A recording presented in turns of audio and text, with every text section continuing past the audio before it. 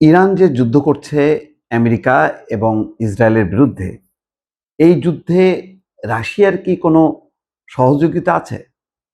ইরানের পররাষ্ট্রমন্ত্রী কিন্তু একটি ইঙ্গিত দিয়েছেন। তিনি বলেছেন, রাশিয়ার সঙ্গে ইরানের সামরিক সহযোগিতা চলমান।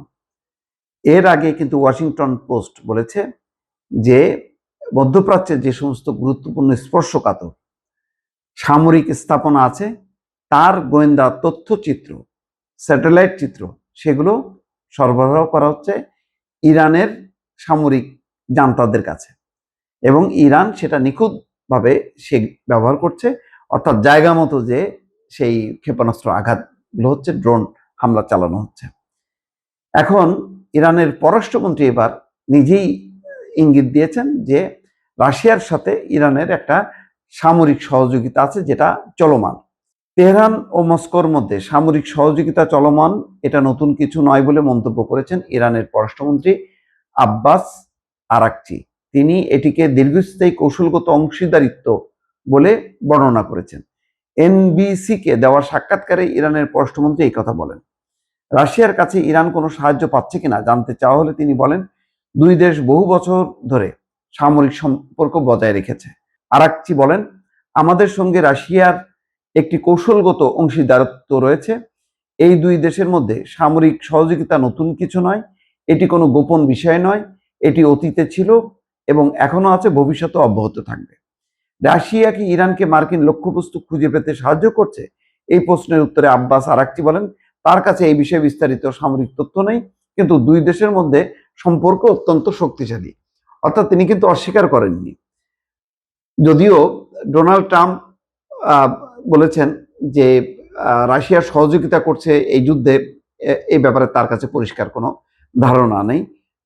সেখানে মার্কো রুবিও পররাষ্ট্রমন্ত্রী, তিনিও একই রকম কথা বলেছেন। কিন্তু আমেরিকার যে গোয়েন্দা তথ্য উপর ভর করে ওয়াশিংটন পোস্ট কিন্তু পরিষ্কারভাবে লিখেছে, এবং ভেতরে ভেতরে এই কারণে রাশিয়ার উপরে সাংঘাতিক রকম অসন্তুষ্ট যে ইরানের নিজস্ব গোয়েন্দা তথ্য এত নিখুঁত এবং নির্ভুল হতে পারে না। এটা একমাত্র সম্ভব চীন এবং রাশিয়ার ক্ষেত্রে, এবং রাশিয়া সেই ক্ষেত্রে সবচেয়ে বেশি সহযোগী এই কারণে যে রাশিয়া ইরানের শাহেদ ক্ষেপণাস্ত্র বা ড্রোন ব্যবহার করেছে ইউক্রেনে, যে কারণে ইউক্রেন এখন সহযোগিতা করতে চায় ওই মধ্যপ্রাচ্যের দেশগুলোকে, যাতে ড্রোনের হামলা থেকে তারা বাঁচতে পারে।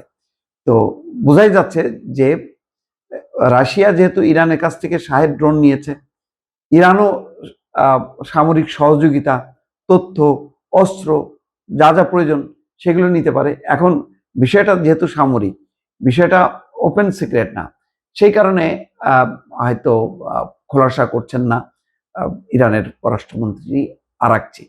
কিন্তু ভেতরে ভেতরে যে একটা কিছু আছে, সহযোগিতা আছে, সেটা কিন্তু পরিষ্কার করেছে আমেরিকার গোয়েন্দারা, যেটা মুখে এখনো ডোনাল্ড ট্রাম্প বা তার মার্কো রুবিও তারা স্বীকার করছেন না, কিন্তু তারা বুঝতে পারছেন যে ইরানকে সহযোগিতা করার জন্য রাশিয়া ইতিমধ্যে এগিয়ে আসছে, এবং এই যুদ্ধটা দীর্ঘস্থায়ী হলে ইরান কি করবে? ইরান ইতিমধ্যে বলেছে যে 6 মাস পর্যন্ত লড়াই করার, যুদ্ধ করার মতন অস্ত্র, আধুনিক অস্ত্র তারা মজুদ রেখেছে। দর্শক।